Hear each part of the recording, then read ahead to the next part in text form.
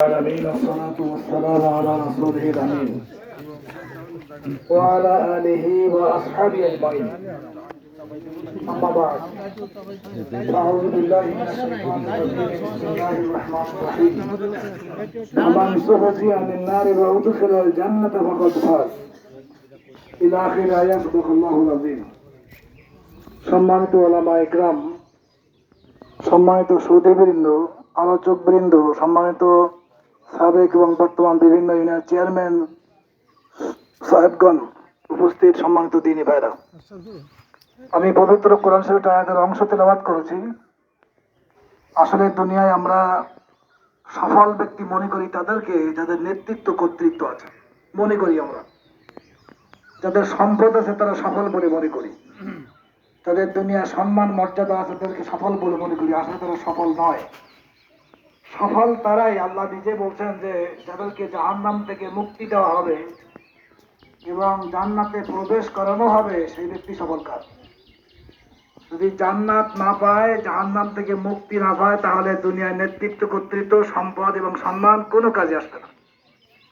এই জন্য আসলে আমরা জাহান্নাম থেকে মুক্তির যে পথ কোরআন সুন্নাহ বলে দিয়েছে সেই পথ অবলম্বন করি এবং জান্নাতে যাওয়ার যে পথ সেই পথ অবলম্বন করি। আল্লাহ আমাদের সকলকে তৌফিক দিন।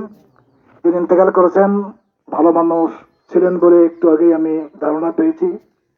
আল্লাহ তার সমস্ত সৎ আমল কবুল করে নিন, তাকে 70টি বিচ্ছুতি ক্ষমা করে দিন, এবার জান্নাতের উপর মাকাম তাকে দান করুন।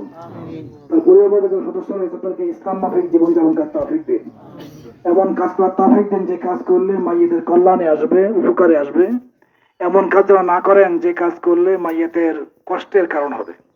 আল্লাহ আমাদের সকলকে তার জন্য দোয়া করার তৌফিক দিন কামনা করে সংক্ষিপ্ত বক্তব্য শেষ করছি। আসসালামু আলাইকুম ওয়া রাহমাতুল্লাহি ওয়া বারাকাতুহু।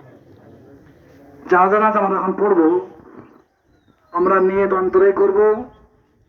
4টে তাকবীর আমরা সকলেই ইমাম সাহেবের পরপরই দেব, এটা কিন্তু ফরজ।